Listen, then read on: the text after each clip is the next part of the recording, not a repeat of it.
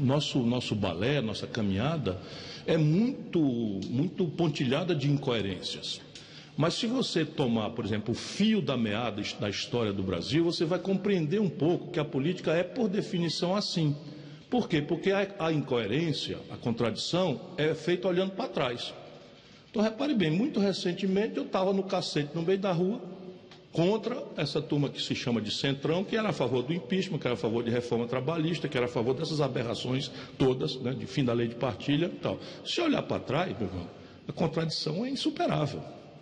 Agora, o que eu estava? Nesse momento está caindo na minha frente a responsabilidade gravíssima na iminência que um Bolsonaro desse aparece no quadro político brasileiro, e não é nada pessoal com ele, os valores que ele representa, os valores que ele interpreta, o risco explosivo de encaminhar o Brasil para um extremismo, para uma disruptura da nossa sociedade, até para a cultura do ódio, para transformar a violência em linguagem da política, tudo está aí, semeado por um homem que tem a minha experiência. Então, diante dessa realidade de hoje a futuro, eu olho e vou dizer, vamos lá, o povo brasileiro vai me eleger. Vamos ver se esse é o plano de Deus e da vontade da maioria do nosso povo. O partido, Geraldo, que mais vai fazer deputado, não vai fazer 10% da Câmara. Agora, mas escute bem, o partido que mais vai fazer deputado, talvez seja o meu, se eu de fato engrenar aí para uma vitória, eu faço 60 deputados em 513. Como é que eu vou governar? Como é que eu vou transformar a realidade do povo brasileiro? Como é que eu vou gerar emprego? Como é que eu vou consertar as contas públicas que estão falidas? Eu preciso negociar, e vamos lembrar, com aqueles a quem o povo der o sagrado voto. Portanto, a única coerência possível é um projeto que seja explícito, que seja claro e que reúna os contraditórios para tocar uma mudança no país. Agora, tudo isso que o senhor diz de mal do PSDB, dizem do presidente do seu partido, do Lupe. Não é verdade? Não, o Lupe não responde por nenhuma acusação em canto nenhum. Ele saiu do governo da Dilma, cheio de acusações. Saiu para fazer uma limpeza. Não, saiu, a Dilma fez essa imprudência, né, recebeu o governo pacotadinho pelo Lula e resolveu fazer uma faxina nos próprios amigos. O resultado prático, o Lupe não responde por nada em nenhum lugar, nem Procuradoria da República, que arquivou todas as insinuações malévolas, não responde por nada, portanto, é um homem absolutamente limpo, íntegro e respeitado. Eu só queria insistir, porque claro, o senhor fala da isso é um assunto muito importante, claro. O nosso povo tem que avalizar isso. Exato. E o senhor fala da coerência e diz que muda de partido para poder manter a sua coerência, para manter o seu pensamento. A minha decência, inclusive. O senhor começou no PSD, por exemplo. Em algum momento ali o senhor concordava com as ideias do PSD? Não, PDS. Não, PDS, aliás. Veja, isso foi 1982, faça a conta. O senhor aí. Teria sido um jovem de direita caminhando para a esquerda. Nunca fui, rapaz. Eu ajudei a reabrir a UNE. Fui candidato à vice-presidência nacional da UNE. Quando eu fui governador, eu liberei os arquivos do DOPS lá de Fortaleza, lá estava lá minha ficha, quem me entregou foi um delegado solenemente. Então, veja, o que é que aconteceu? Naquela eleição, empurraram de cima para baixo a tal de vinculação de voto. E meu pai era prefeito em Sobral. Então, isso foi meramente utilitário, não tem nada a ver, nem tinha obrigação programática de coisa nenhuma. Me filiei na véspera da eleição, naquela época você ou votava Camarão, que era o único protesto que tinha, que era votar em branco para governador e senador. É só você olhar nos arquivos, Sobral, minha cidade onde eu tenho base, foi o maior voto Camarão, que era a única forma de protestar. Na sequência, eu fui para o MDB. E estava feliz da vida no PMDB quando morre o doutor Tancredo Neves, a quem eu ajudei, contra a ditadura, contra o remanescente da ditadura, morre o Tancredo e assume o Sarney. E aí apodrece o PMDB naquilo que virou o PMDB. E eu faço o quê? Ajudo a fundar o PSDB. Foi o primeiro governador eleito pelo PSDB. Aí o Fernando Henrique vai para o poder, faz o oposto do que está escrito no programa, vende o Brasil para os estrangeiros, quebra o país, né, produz uma montanha de desempregados, e eu vou fazer o quê? Vou ficar calado, balançando a cabeça a moeda calango? Não. Rompo, largo a política. Eu não rompi com mandato nenhum. Nunca recebi o mandato do povo e mudei de lado. Eu saio da política. Aos 36 anos de idade, ex-governador, ex-ministro mais jovem da Fazenda da história do Brasil, aceita um convite, vou para a universidade no estrangeiro, escrever, ler, zangado com a política, porque para mim nunca foi nem será meio de vida. E aí quando eu volto, veja bem a minha vida como é. Eu chego aqui e me filio, Geraldo, você conhece bem essa história já, porque aí começa a lhe dar entrevistas, que eu sempre gostei muito, eu vou saber que história é essa, se mudaram o meu número de telefone de casa, que eu não sei qual é. Eu tenho tentado... Pois é, mas eu quero lhe pedir desculpa e agradecer. Enquanto eu fui censurado a vida inteira, você sempre me deu a oportunidade. Portanto, eu me desculpe e peço a oportunidade para restaurar e mandar meu telefone na cabeceira mesmo. Se tem um cabra que merece, é você. Né? por gratidão minha e respeito pelo jornalismo que você faz. Então, repare, me filiei ao PPS, Partido Popular Socialista, com 2 deputados, Sérgio Arouca e João Herman. Partido Popular Socialista, sucessor do Partido Comunista Brasileiro. E aí o que acontece? Na primeira eleição de um líder trabalhador, de um pobre, para a presidência da República, meu amigo Roberto Freire rompe. Não é rompe porque depois que aconteceu a esculhambação do mensalão, não. Rompe na véspera do Lula tomar posse. E se junta com a turma da oposição, PFL e PSDB, contra o Lula. Faço o quê? Aí me botou para fora, eu não saí não. Pegou minha turma toda e botou para fora. Aí eu fui convidado pelo doutor Arraes. Minha vida é muito ligada a Pernambuco, a vida inteira. Isso é da história do Nordeste. Aí eu vou com o doutor Arraes, convite Eduardo Campos, um queridíssimo amigo, trabalho, luto, feito um condenado, rodo o país todinho. Quando chega na eleição, eu estava na frente na pesquisa, o Lula estava terminando o mandato, o PT não tinha nenhum candidato natural, o Lula cansou de me dizer na frente de um bocado de gente, inclusive de Eduardo, que o candidato era eu. E aí chega na última hora, tira o tapete, não vai ser mais não, vai ser a Dilma. A Dilma, rapaz, sem experiência nenhuma, nós vamos, nada demais, a gente sentado assim conversando, nós vamos entregar o tá bom. E você vai fazer o quê? Engolir. Engolir, que eu não mudo de lado. Fiquei lá, apoiei a Dilma, não sei o que e tal. Quando chega na sequência, com toda a razão, o Eduardo vendo o desmantelo do governo da Dilma, resolve ser candidato. E eu lá com a palavra dada de que ficava lá. Faço o quê? Acerto com meu bom amigo Eduardo, que passou a noite todinha assinando papel aqui, liberando os vereadores, os prefeitos, os deputados estaduais ligados a mim para poder sair e não criar caso com o PSB. É tudo muito digno, tanto que ontem eu visitei Renata e me senti muito emocionado, não troquei uma prosa com ela sobre política, só lembrando, ver os filhos crescendo, ela com serenidade, apesar de muita dor, muita saudade. E estou feliz porque olho para os meus filhos, olho para a sociedade brasileira, ando por aí afora sem segurança e sou respeitado.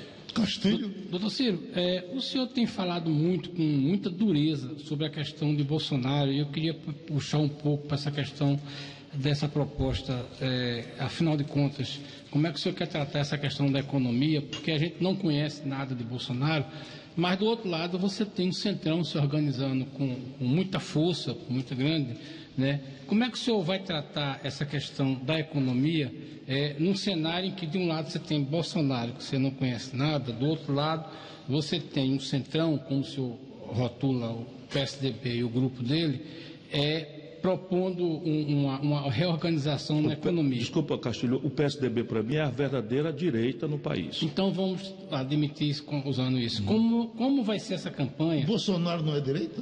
É fascista, não é? Está fora do espectro esquerda-direita para ser Como ultradireita. alguma coisa diferente na economia dentro desse cenário? O senhor se coloca como candidato à esquerda. Eu acho que tem uma brecha aí, que é construir um projeto prático, e eu acumulei experiência para isso, que reúne os interesses concretos, objetivos do setor que produz, com o interesse da classe trabalhadora, que é aquela que prioritariamente deve ter o nosso cuidado, nossa proteção e nosso sentido maior. Como é que se realiza isso e contra quem? Não é? Contra quem? Contra um país que está sendo sangrado pela especulação financeira. Portanto, não é contra fulano, beltrano ou ciclano, é contra a prevalência da agiotagem em detrimento da produção e do trabalho. Só para você ter uma ideia, no último ano dessa agenda estúpida do Temer, o Brasil fechou 2.000 indústrias e desempregou 580 mil trabalhadores, quando o país precisa desesperadamente expandir sua indústria. Veja o potencial que tem Pernambuco a partir de Suape, a partir da refinaria Premium aí da PDVSA com a sociedade com a Petrobras, a capacidade de um polo petroquímico que tem, né, de expandir para toda essa área de retroporto que o Suape tem com muita virtude. O PECEM é a mesma coisa, Itaqui é a mesma coisa, você tem extraordinários potenciais, mas a infraestrutura para isso tudo colapsado. Então são interesses pragmáticos, concluir a Transnordestina, botar as águas do Rio São Francisco para andar de maneira a mitigar os problemas de abastecimento d'água e oferecer essa condição competitiva, estabelecer o retroporto das áreas aqui, estabelecer um regime de cabotagem, retomar a indústria naval. Há uma série de oportunidades que o Brasil tem e que, em nome de um protagonismo ideológico estúpido que entrega nossos interesses à cobiça estrangeira e se descuida do interesse da classe trabalhadora, nós precisamos concretamente apresentar esse projeto. E aí, vai ser fácil viabilizar? Não, não vai ser fácil viabilizar, para quem tem a experiência que eu tenho. Mas eu acho que tem uma brecha aí, não é, entre os interesses de quem produz e de quem especula, que dá para você organizar, reduzindo a taxa de juros. Na prática é o seguinte, hoje um cidadão para dar descontado duplicado aqui no Recife, paga 1,5% a quase 2% com seguros e coisa tal. 2% ao mês. Não há quem aguente uma taxa de juros que dá no limite 51% de juros. Nenhuma atividade econômica do comércio, da agricultura, da indústria paga isso. Por aqui a gente aborda o setor mais conservador da vida brasileira. E nos trabalhadores nem se falar, né? Você tem hoje 13 milhões e 700 mil desempregados e nesse momento, ouvindo aí Geraldo e vocês aqui nos ônibus, 32 milhões e 200 mil brasileiros empurrados para a informalidade, vivendo de bico, correndo do rapa, por aí afora nas grandes cidades, desorganizando o comércio formal. Ora, isso não é mais possível, nós estamos falando de 50 milhões de pessoas. Sabe quantos brasileiros estão no SPC hoje por essa política ruinosa de juros? 60 milhões. Tem uma questão que é muito séria, que vem sendo debatida... Deixa eu registrar aqui o nosso deputado Volney Queiroz, que me acompanha em Pernambuco, um companheiro de grande valor. Essa dificuldade que o senhor... Muito obrigado. Essa dificuldade que o senhor fala tem a ver com um negócio chamado dívida pública, que poucos candidatos têm tratado com isso, né? Hoje você tem uma dívida de 75% do PIB, mas é sempre bom lembrar, essa é uma dívida que somente 12% é de não residentes. É uma dívida de brasileiros para com brasileiros. Aí, como vai se organizar um governo, né, a partir de 19, né, quando falta pouco dinheiro ou quando o comprometimento desse dinheiro vai todo para pagar banco? Como é que o senhor pretende fazer isso aí? Fernando, esse talvez seja o ponto mais grave da virada. Porque, como você disse, não dá para brincar com esse assunto. A dívida pública de um país como o nosso corresponde à poupança da população. Então, você tem a poupança do especulador, que é uma parte menor, que eu acho 12%. que eu acho que vai assistir esse processo de fora. Eu acho que eles vão fazer um ataque contra o real.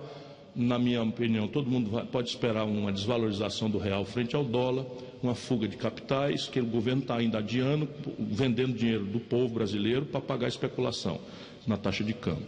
Mas isso é um filme velho que eu já vi por mais de 4 vezes acontecer. No Brasil vai acontecer de novo. E aí o câmbio vai para 4,5, 5, talvez chegar a mais de 5, um pouco, lá na véspera de uma posse de um cabo como eu. E depois a gente consegue trazer de volta quando mostrar que não tem nenhuma aventura, nenhuma ruptura, nenhuma quebra de contrato no cenário. A parte que fica aqui dentro tem um problema. E vamos botar o nosso povo na conversa aqui. Dívida não é propriamente um problema ela. O problema é o perfil dela, né? Quer dizer, quanto vence em quanto tempo? E esse vence em quanto tempo cabe no meu salário ou não cabe no meu salário? E esse é o problema do Brasil. Ninguém paga dívida com PIB. PIB é a riqueza do país. A gente paga dívida com tesouro. E aí veja a tragédia brasileira. Nesse momento a dívida se aproxima de 5 trilhões com T de tapioca. Não se deixa nem sequer o povo saber desse valor, 5 trilhões. E o grande problema disso é que algo ao redor de 26% dela, ou seja, 1 trilhão e 184 bilhões de reais, vence em 4 dias, já. Então não tem caixa do governo, cofre do governo, nem imposto, nem nada que pague uma conta dessa. Portanto, o que nós precisamos fazer, com muita prudência, sem ruptura, sem quebra de contrato, é ganhar confiança para restaurar a condição de longo prazo, que é a característica que permite a gente falar em dívida como proporção do PIB.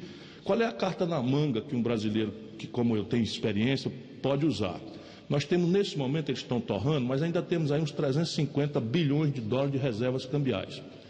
Isso é uma espécie de caderneta de poupança que o Brasil tem lá fora, feita pelo Lula e pela Dilma, e eles estão torrando essa caderneta de poupança, financiando especulação contra a nossa moeda, para adiar o colapso para depois da eleição. Mas vamos lá. Se eu pegar 200 bilhões dessas reservas cambiais, eu ainda fico com 150. 150 é mais do que suficiente, porque o que nós precisamos ter de poupança é mais ou menos uma vez e meia o que o Brasil compra do estrangeiro, a chamada importação. Então, se eu tivesse guardar 150 e pegar 200 e sinalizar que eu vou pagar a dívida pública, 200 bilhões de dólares, significa um câmbio, vamos dizer, de 4, significa 800 bilhões de reais.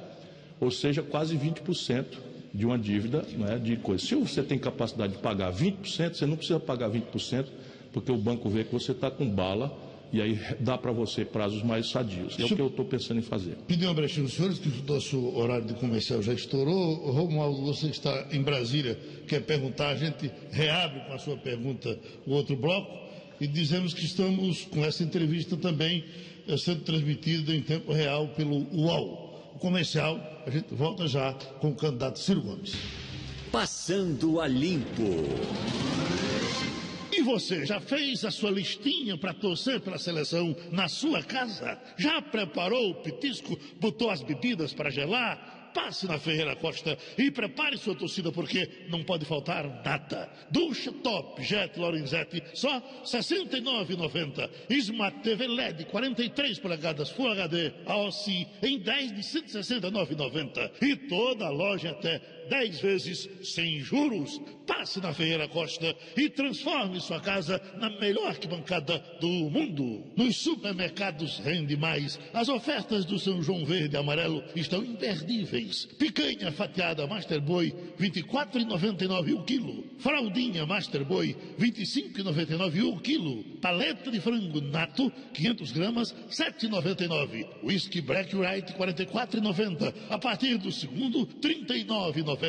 Jardim São Paulo, Vasco da Gama, Brasília Teimosa, Paulista, Iputinga e Bibiribe. No São João Verde e Amarelo do Rende Mais. O seu dinheiro rende muito mais. Amanhã, no Supermercado Trevo, em Boa Viagem, se você for flagrado comprando carne Master Boi, ganha um kit na hora. Master Boi, saúde e qualidade para você e sua família.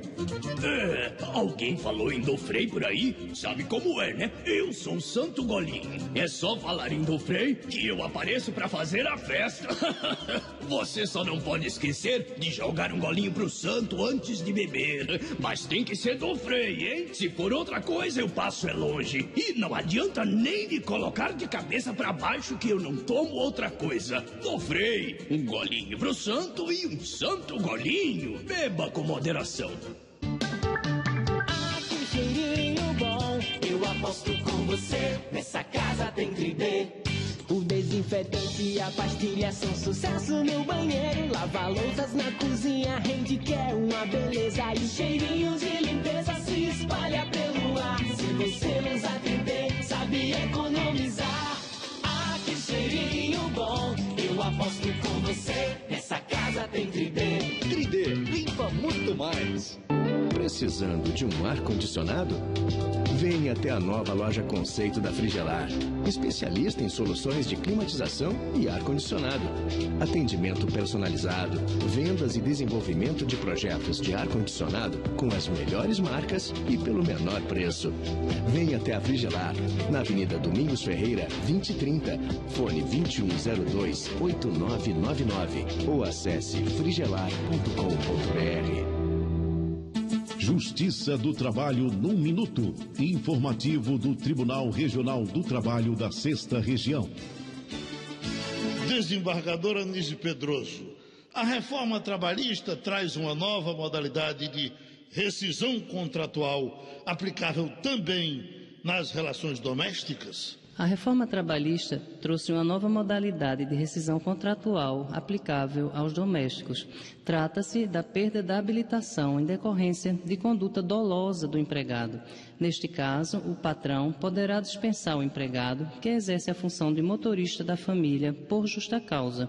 Por conduta dolosa se entende aquela em que o ato é praticado de forma intencional. Dessa forma, o empregado pode ter um comportamento relaxado, por exemplo, ao dirigir, recebendo multas constantemente, o que daria ensejo à dispensa por justa causa.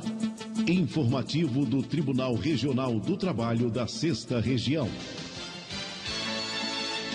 Amanhã, no Supermercado Trevo, em Boa Viagem, se você for flagrado comprando carne Master Boi, ganha um kit na hora. Master Boi, saúde e qualidade para você e sua família.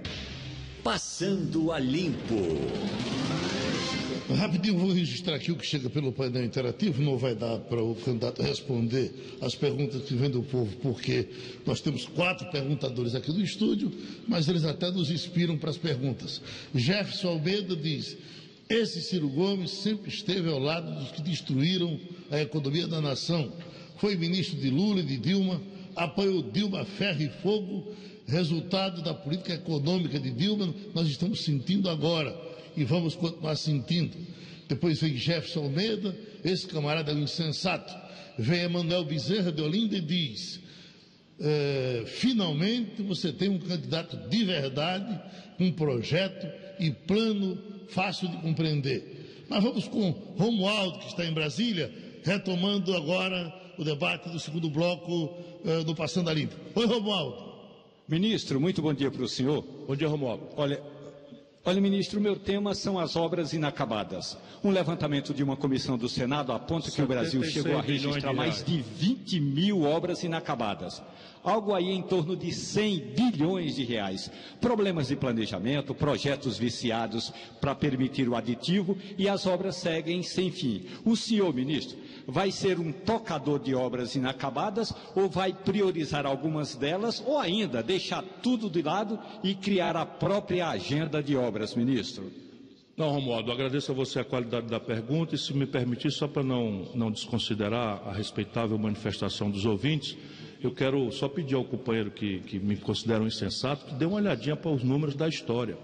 O Lula tem seus problemas gravíssimos, Dilma, portanto, tem também gravíssimos problemas. Não apoiei o governo da Dilma pela política econômica que ela fez, mas o menor desemprego da história do Brasil aconteceu ali em 2013. O Brasil trouxe 40 milhões de pessoas da pobreza absoluta para o consumo. O Brasil, nesse período, foi respeitado internacionalmente, tivemos a condição de construir reservas cambiais as maiores da história, e eu tenho muito orgulho de ter ajudado. O salário mínimo brasileiro subiu a poder de compra de $76 na mão do Fernando Henrique para $320. O Bolsa Família tirou a fome do lado de muitos brasileiros que, sem isso, voltariam a passar fome, literalmente. Portanto, a expansão do ensino superior para o pobre, pelo ProUni, pelo FIES, a criação dos Institutos Federais de Educação, tudo isso me faz ter muito orgulho de ter servido ao Brasil. Sob a liderança do presidente Itamar Franco, ajudei a fazer o Plano Real. E sob a liderança do presidente Lula, nunca fui ministro da Dilma, não aceitei, aliás, porque discordava do rumo que ela estava dando ao país. Tenho muito orgulho, por exemplo, de ter, por nome dele, feito o projeto de São Francisco, que hoje é uma obra importantíssima para Pernambuco. Portanto, a paixão, os ódios, as coisas, tudo isso não é bom conselheiro, Eu acho que o PT tem feito muita bobagem, não concordo com isso, tanto que sou candidato e eles têm me atacado pesadamente. Mas daí a gente apagar a história e ser ingrato é uma coisa que no meu coração não passeia. Romualdo, não faz sentido nenhum o presidente da República assumir inventando coisa nova. Claro que o Brasil tem que ter um projeto novo, mas em matéria de obras nós temos que terminar as que estão aí. Você fala em quase 100 bilhões, eu já calculei, são 76 bilhões de reais que falta para concluir todas as obras que estão livres de interdição do Tribunal de Contas da União.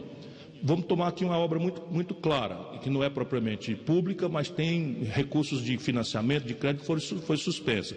A ferrovia transnordestina, tão importante para Pernambuco e para o Nordeste brasileiro.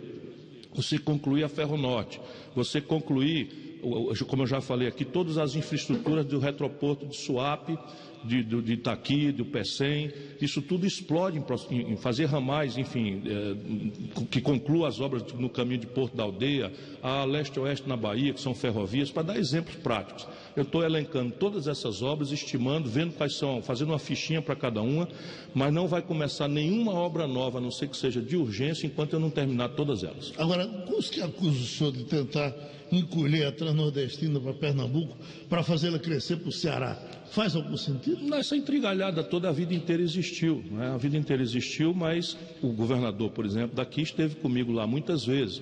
E eu quero terminar a transnordestina porque ela é muito importante para integrar o Nordeste. Não faz nenhum sentido você fazer só um ramal, nenhum sentido. Por quê? Porque ela já cresceu a partir de um T, cujo centro do T é Salgueiro. Então hoje ela liga o nada ao coisa nenhuma, justo porque nós queremos que não haja nenhuma desconfiança e que a transnordestina seja um elemento a mais de união do Nordeste e não de desunião. Se a gente tivesse começado por Suape, Piauí ia ficar zangado, o Ceará ia ficar zangado. Se começasse pelo Piauí, Pernambuco ia ficar zangado. Então hoje nós começamos de Salgueiro, onde a nossa base lá, os trilhos estão hospedados lá, é ali que a obra se encontra com o São Francisco.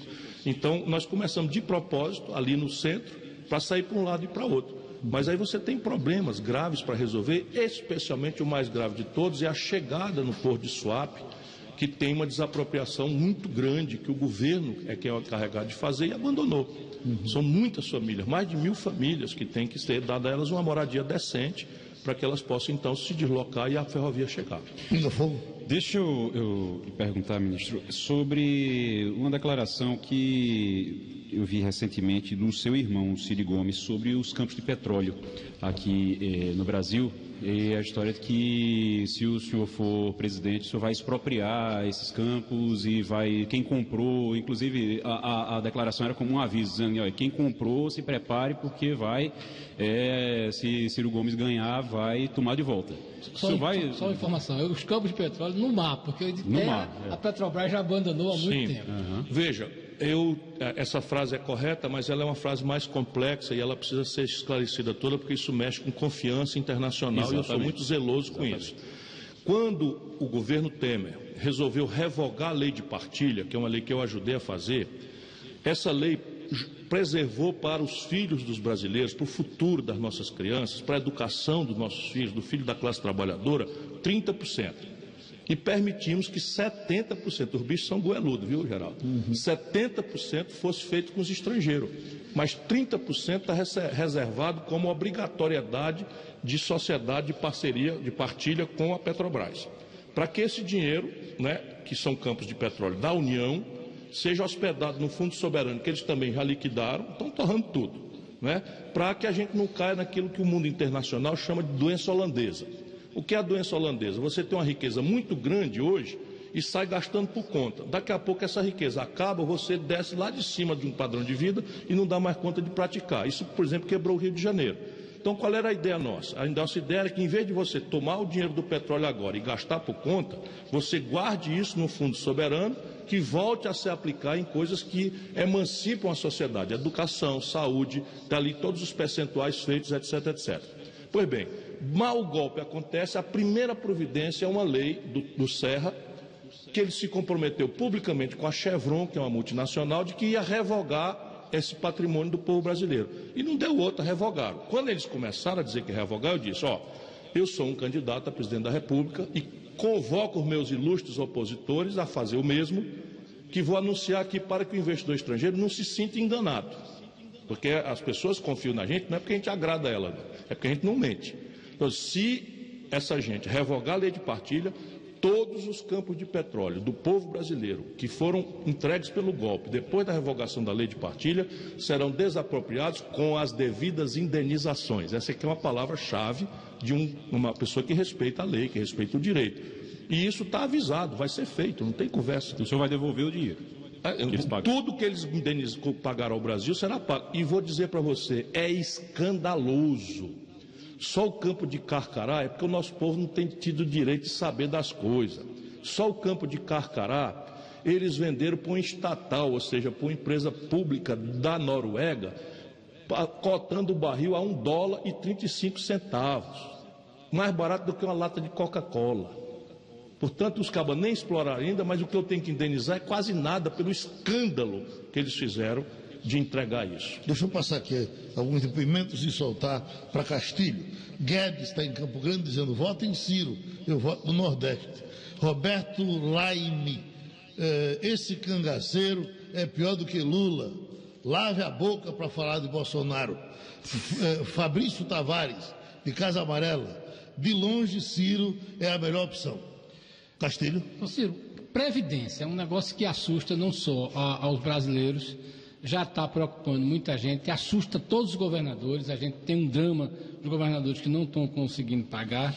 O senhor vê alguma saída que não seja traumática para essa questão da Previdência? Porque a gente tem gente que se aposentando com um salário mínimo de R$ 1.400, mas a gente tem no poder público uma casta que se aposenta acima de 25 mil, de 30 mil e de 40 mil. Como fazer isso sem uma grande ruptura?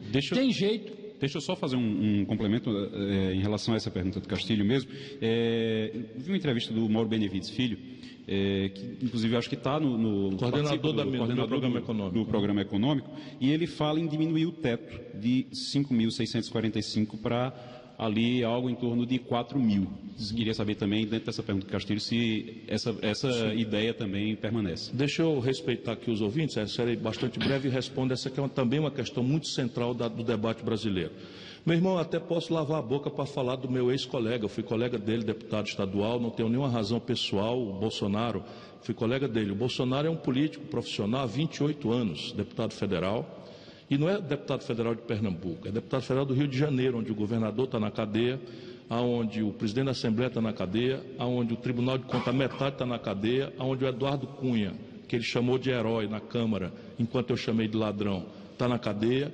E o Bolsonaro nunca levantou uma palavra contra essa gente, porque sempre foi aliado deles todos. E agora, usando o extremismo, o militarismo, a cultura do ódio, fica espalhando preconceito contra negro, preconceito contra mulher, preconceito contra pobre, preconceito contra gay, e isso é muito ruim. Ele ainda tem tempo, porque quando a gente vira candidato a presidente, muita gente fica olhando para a gente, por nosso comportamento, por nossos valores, e o Bolsonaro ainda tem tempo de corrigir isso, porque nós não vamos permitir essa cultura do ódio, que imediatamente se desdobra na violência. O Brasil teve 62.500 homicídios nos últimos 12 meses, quase todos negros, caboclos, pobres da periferia. Se o candidato a presidente da República diz que um negro se mede o peso dele por arroba, comparando o negro como se fosse um boi de matadouro, se o homem diz que a mulher não pode ganhar o mesmo salário porque é engravida, se o homem diz que usa o dinheiro público para comer gente, desculpa que é a expressão grosseira, eu estou só repetindo para o cidadão pedir para lavar a boca, não é? Isso é muito mal para o país. Ele simplesmente não tem vivência nenhuma, nunca administrou uma bodega das pequenas, um botequinho dos pequenos, e fica fazendo essas coisas como se fosse fácil governar um país complicado como o Brasil. Portanto, Bolsonaro à parte, eu vou enfrentar o fascismo, e não adianta vir com zoada nem coisa não, porque se ele fosse homem mesmo, ele vinha para o debate. Você devia ter a vergonha, meu irmão, de defender um candidato que não tem coragem de debater com os colegas. O que ele diz é que virá para todos os debates. E por que não está indo? Eu estou indo quase todo dia. Nós tivemos um debate no Instituto Liberal, lá no coisa, um ambiente absolutamente conservador no Rio Grande do Sul, ele não foi. Os prefeitos de capital convocaram um debate, ele não foi. Os prefeitos de coisa convocaram, ele não foi. Por quê? Porque ele não tem nada a dizer, ele não aguenta. O Bolsonaro é um despreparado, tosco. E assim, eu só estou falando disso aqui porque o cidadão pediu para eu lavar a boca, para eu falar, passe você a mão na sua cabeça, meu irmão. O senhor tem preconceito contra ele? Não, eu tenho preconceito contra o fascismo. Quem é fascista comigo tem que ser enfrentado com dureza. Foi assim que o Xoxo fez com o Hitler. E o Chamberlain, lá na Inglaterra, alisou. O Stalin precisava de um tempo para se arrumar, alisou. Né? Os próprios americanos deixaram o Hitler isso acontecer, e mais de 40 milhões de pessoas foram mortas só pela raça, só por serem pobres, só por serem coisas. Então, nós precisamos matar esse tipo de fenômeno, né, do extremismo, do militarismo, né, do radicalismo, da cultura política, da violência, pela raiz. Ainda você lembra da pergunta? Eu lembro bastante bem. Veja, a Previdência Social brasileira, ela é um sistema impossível de ser reformado. Nós precisamos ajudar o nosso povo a entender. Por quê? Porque nós adotamos, eu posso explicar aqui com um tempinho, porque assunto complicado não se resolve a golpe de frase feita, a não ser que seja um Bolsonaro da vida que não entende patavina dos assuntos que ele quer governar. Pois bem, nós temos um sistema que chama de repartição, que funciona assim: a geração que hoje trabalha paga as aposentadorias da geração que trabalhou no passado. Isso só funciona quando a sociedade é muito jovem, na média, e quando há um ambiente de muita formalização na economia. O Brasil não tem mais nenhum nem outro. Quando nós começamos, nós tínhamos 6 trabalhadores ocupados para financiar um aposento de um brasileiro que não chegava a 60 anos. Hoje nós temos 1,5 trabalhador ocupado em média para financiar uma aposentadoria que vai aos 73 anos. Portanto, e nós temos, como eu já disse, e isso é a minha obsessão, eu acordo e durmo pensando nisso, 13 milhões e 700 mil desempregados, 32 milhões e 200 mil pessoas na informalidade, são 50 milhões de pessoas fora de qualquer estrutura de contribuição, que de alguma forma, ou pelo SUS, né, que é o Sistema Aberto de Saúde, ou pelo benefício de prestação continuada, vão estressar a Previdência, porque há benefícios incondicionais de contribuição. Resultado, esse sistema morreu. Só para você ter o número, a última versão da selvagem e impopular reforma Temer, que nós conseguimos barrar, eles economizariam 360 bilhões em 10 anos. O déficit do ano passado foi 180.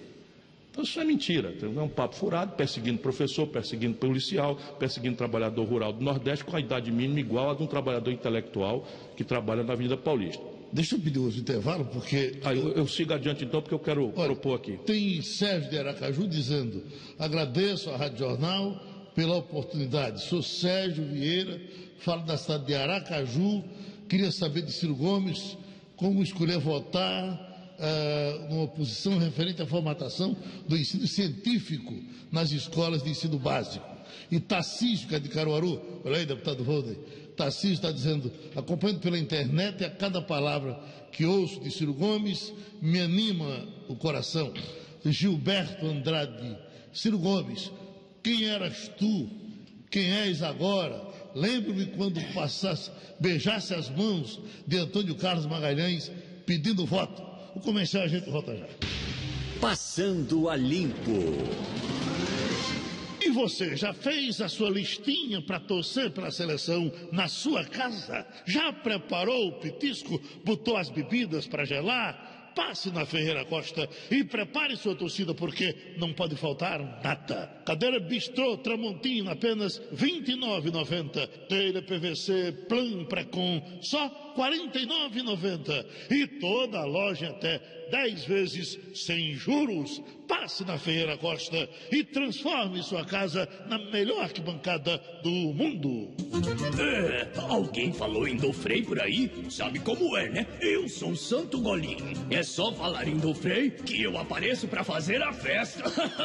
Você só não pode esquecer de jogar um golinho pro santo antes de beber. Mas tem que ser Dofrei, hein? Se for outra coisa, eu passo longe. E não adianta nem me colocar de cabeça pra baixo que eu não tomo outra coisa.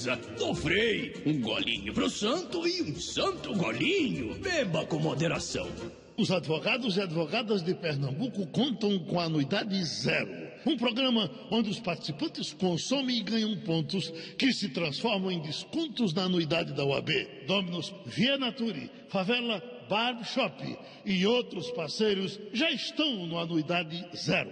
Você que é empresário, aproveite a clientela em potencial de 38 mil advogados. Ligue 32230902 e coloque sua empresa no programa. Pra sua casa ficar limpa, cheirosa e desinfetada, é só você usar Dragão que tudo lava. Lava piso e azulejo, balcão e louça sanitária, até roupa branca. Com Dragão se lava. Faça como a maioria. Use água sanitária e desinfetante Dragão. Acaba com a sujeira e rende, que é uma beleza. É só você usar Dragão que tudo lava. Sujou, usa Dragão. Nos supermercados Rende Mais, as ofertas do São João Verde e Amarelo estão imperdíveis. Picanha fatiada Master Boy, R$ 24,99 o quilo. Fraldinha Master Boy, R$ 25,99 o quilo. Paleta de frango nato, 500 gramas, R$ 7,99. Whisky Black White, R$ 44,90. A partir do segundo, R$ 39,90. Jardim São Paulo, Vasco da Gama, Brasília Teimosa, Paulista, Iputinga e Bibiribe. No São João Verde e Amarelo do Rende Mais. O seu dinheiro rende muito mais. Justiça do Trabalho num minuto. Informativo do Tribunal Regional do Trabalho da 6ª Região. Desembargadora Anísio Pedroso, a reforma trabalhista traz uma nova modalidade de rescisão contratual aplicável também nas relações domésticas? A reforma trabalhista trouxe uma nova modalidade de rescisão contratual aplicável aos domésticos. Trata-se da perda da habilitação em decorrência de conduta dolosa do empregado. Neste caso, o patrão poderá dispensar o empregado que exerce a função de motorista da família por justa causa. Por conduta dolosa se entende aquela em que o ato é praticado de forma intencional. Dessa forma, o empregado pode ter um comportamento relaxado, por exemplo, ao dirigir, recebendo multas constantemente, o que daria ensejo à dispensa por justa causa. Informativo do Tribunal Regional do Trabalho da 6ª Região. Eita, que delícia! Pensou em pamonha? Pense Pan Cristal. A pamonha Pan Cristal é 100% natural, deliciosa e pronta para você saborear. Nesta festa junina você encontra pamonhas Pan Cristal nos principais supermercados, padarias e lojas de conveniência da cidade. Peça a pamonha Pan Cristal e experimente o melhor sabor do milho. Pamonha com qualidade e praticidade é Pan Cristal. 3449-1000. Passando a Limpo. Pronto, tem Romualdo de Brasília. Não dá para deixar de fazer uma pergunta, doutor Ciro. O senhor está falando aqui nesse intervalo das aproximações com o PSB. E com o DEM, à medida que se aproxima do PSB, se afasta do DEM? Não, isso é um diálogo, né? Nós estamos em plena fase de especulação, eu não quero ficar com o ônus de explicar uma coisa que eu não tenho. Mas é como eu lhe disse, eu estou com um olho na eleição e o outro olho do dia seguinte. Então, ainda que eu não tenha alianças para a eleição, eu preciso manter portas abertas para um diálogo, para construir as reformas que eu preciso. E aqui duas coisinhas, se você me permitir. De novo, homenagem ao ouvinte. Quem você, quem é, você, quem não era, está ouvindo beijando a mão do Antônio Carlos Magalhães. Isso é um momento doce da minha vida. O amigo não sabe, mas eu fui o governador mais jovem da história do Brasil, fui eleito com 32 anos. De repente, colega do Antônio Carlos Magalhães, que para mim era o demônio, era o voodoo. De repente eu conheço um homem doce, afetuoso, que me abraçava, e um belo dia ele chega e beija a minha mão. Eu imediatamente beijei a mão dele também. Olha, eu não me sinto envergonhado em nada disso. Em absoluto, eu tenho uma enorme afeição pelas pessoas mais velhas, ouço os conselhos, ouço as ponderações, e acabei ficando muito amigo dele, quase sem nunca concordarmos na política em coisa nenhuma. Então só a selvageria, essa cultura de ódio desses maluquetes que seguem aí, tudo bombadinho, tudo com probleminha de carinho em casa, ou quem sabe não ter coragem de assumir, né? Sair do armário e assume, Santa, né? Deixa de grosseria. E o senhor desprezo pelo MDB, o senhor mantém? Eu mantenho. E não é pelo MDB, por exemplo, porque eu respeito muito Jabo Vasconcelos, respeito muito Roberto Requião, respeito Mauro Benevides. Agora, essa quadrilha que tomou conta do PMDB, Gedel Vieira Lima, preso, Eduardo Cunha, preso, Michel Temer, processado 2 vezes, vai à terceira, por ladruagem, corrupção, né? Moreira Franco, processado, Eliseu Padilha, processado, meu irmão, ou a gente bota esse povo para fora, eles vão acabar com o Brasil. E os presos do PT? Pois é, não estou falando do... Soltaram o Zé Disseu. Veja, eu acho que... É um bom menino? Não. O Zé Disseu talvez seja uma pessoa em quem a gente possa relativizar, porque não há nenhuma informação, e isso não muda nada, apenas é um olhar. Né? O Zé Disseu é um animal político, descuidou-se, né? Começou a fazer a política sem os devidos reparos, cuidados e limites, e acabou sendo o grande responsabilizado por essa questão do mensalão, e a partir daí perdeu o mandato, etc. Não é? Mas eu não comemoro isso, não comemoro, e assim, evidentemente que eu tenho um olhar diferente para essa turma do PMDB, do olhar diferente que eu tenho para a turma do PT. A turma do PMDB, eu diria, eu não disse, eu não cansei de avisar. A turma do PT, eu dizia, que merda, hein, rapaz, como é que foram fazer isso? Não tinham direito. Isso inclui Lula? Isso inclui Lula, menos pela afirmação e mais porque deixou. O Romualdo? O ministro Ciro Gomes, por gentileza, eu queria 2 questões rápidas. Uma, qual vai ser o tamanho do seu governo? Quantos ministros vai ter, de fato, na esplanada dos ministérios? Porque se todos eles saírem nas ruas de Brasília hoje, vai dar um engarrafamento. E a outra questão é preconceito. Chamar uma pessoa de capitãozinho do mato é racismo ou é um desses chamados destemperos de quem é do signo de Escorpião e está em campanha eleitoral? Ciro? Só acompanha, Romualdo, Murilo Miranda, que está dizendo, só voto no senhor se o senhor diminuir o tamanho do Estado. Pois não. Veja, o Estado não deve ser grande nem pequeno, vamos raciocinar juntos. O Estado deve ser do tamanho necessário que o Projeto Nacional de Desenvolvimento afirmar para ele.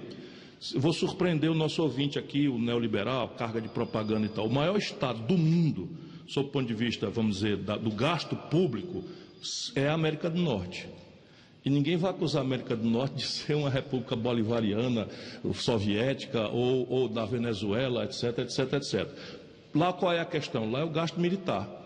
E a pretexto do gasto militar, eles fazem todo o seu desenvolvimento tecnológico, seu desenvolvimento industrial, a corrida aeroespacial, bilhões de dólares, etc. A China é logo em seguida o maior Estado do mundo por outro ângulo. Então a China já tem um estatismo maior, mas agora está bombando, está na 2ª posição na economia do mundo e vai a 1º lugar já. Então o Brasil, o grande problema do Brasil é que nós temos Estado de menos em alguns lugares e Estado de mais em outros lugares. Então Estado de menos, quem precisa de um posto de saúde, de um hospital, de uma emergência, sabe que o Estado é acanhado. né? Ensino médio, todo mundo que precisa botar um aluno numa escola que funcione, que preste, que profissionalize, que seja de tempo integral, que é o imperativo inadiável para o Brasil, para nós disputarmos nossos filhos com o narcotráfico, sabe que falta vaga, falta qualidade no ensino, falta salário para os professores, etc.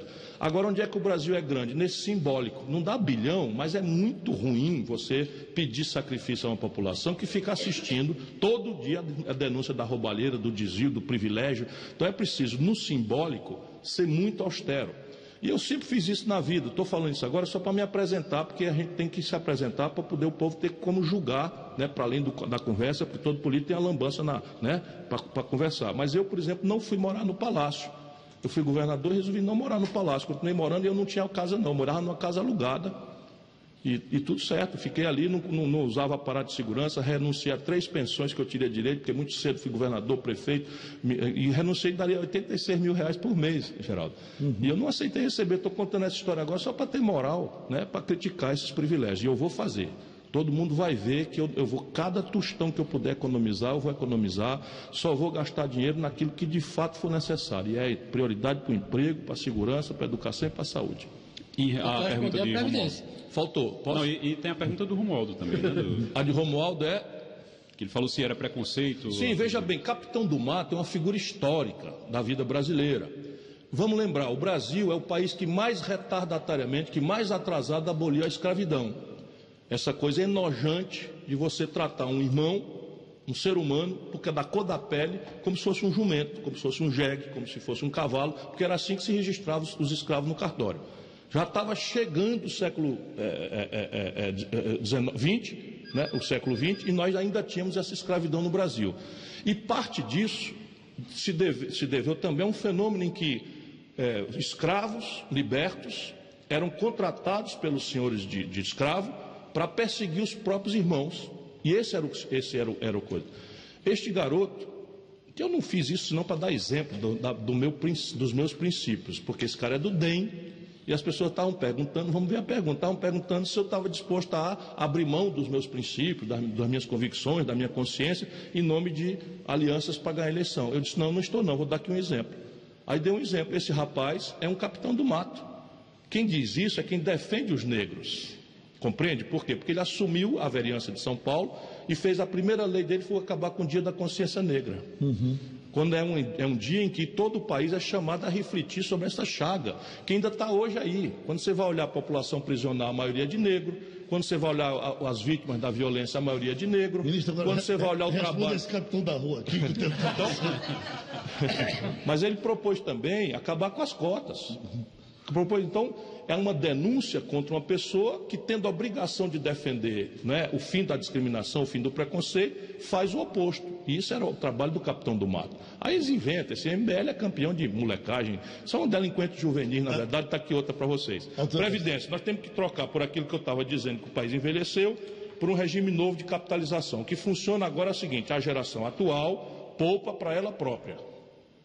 Compreende? Isso é a diferença. Então, em vez da geração atual pagar a previdência do mais idoso, o novo sistema, cada um de nós tem uma conta, como se fosse uma caderneta de poupança compulsória, que a gente uma parte é obrigado a botar, pelas contribuições que o governo manda, e se a gente quiser, e puder naturalmente, a gente bota um pouquinho a mais para ter um aposento melhor. E aqui que está a questão do Mauro. Nós não temos decisão ainda. Por quê? Porque isso é uma coisa que não pode olhar para trás, de novo. Porque tem uma coisa escrita na Constituição brasileira que é: não pode voltar para trás a lei para ferir direito adquirido. E quem é que julga direito adquirido? Os maiores privilegiados das perversões da Previdência. 2 em cada 100 dos beneficiários da Previdência brasileira levam 1/4 de todo o recurso. Quem são? Os procuradores, os juízes, algumas carreiras de Estado mais específicas, etc, etc. E essa é uma gente muito poderosa. O senhor está disposto a enfrentar esse poder? Meu irmão, senão não sirvo para ser presidente do Brasil. Quem for para lá para lamber bota de poderoso, só vai deixar as coisas daí para pior. Eu só vou se for para mudar. Mas assim, vou mudar não é brigando com ninguém, não é estrompando nada, é daqui para o futuro. Então, como é que a gente faz? O grande problema aqui é a transição. E aí eu estou estudando, tem detalhes, quem for mais interessado pode entrar no nosso site, que nós vamos apresentar uma ideia bem detalhada para todo mundo ter tranquilidade que não vai ter nenhuma mudança que fira direito adquirido. E eu não aceito nenhuma mudança que pese sobre a classe média e sobre o povão também. Olha, o Maurício está em Londres lhe perguntando o que o senhor me oferece. Em Londres, Geraldo, você está internacional, né? Rapaz, veja bem. Isso agora virou um campo. Isso é uma o que é que você me oferece para eu voltar para o meu país, ele está perguntando. Pô, meu irmão, nós precisamos de você aqui. Eu sei que nós não estamos dando oportunidade, mas o melhor da nossa inteligência e pior, 62% dos garotos brasileiros têm como sonho mudar de Brasil. Isso é uma dor grande no meu coração. Nós vamos botar esse país para crescer. O Brasil tem toda a chance, as condições aqui são fisicamente muito viáveis, petróleo, energia, biodiversidade, água, e falando do Nordeste, nós temos 18% da água potável do mundo, é só botar essa água para andar, está aí o Tocantins sobrando água que possa completar o São Francisco, e enfim, o Brasil tem uma província mineral como nenhum outro lugar do mundo e tal. O que está errando aqui é a política. Se a gente preservar a democracia, quem manda na política é o povo. O senhor é a favor dessa integração do Tocantins com... Completamente. Deixei já os primeiros estudos prontos. Certo. Você sabe que ele entra para o São Francisco. Lá, exato. Eu deixei pronto. Ele vem pelo Rio do Sono, aí tem uma grande elevação.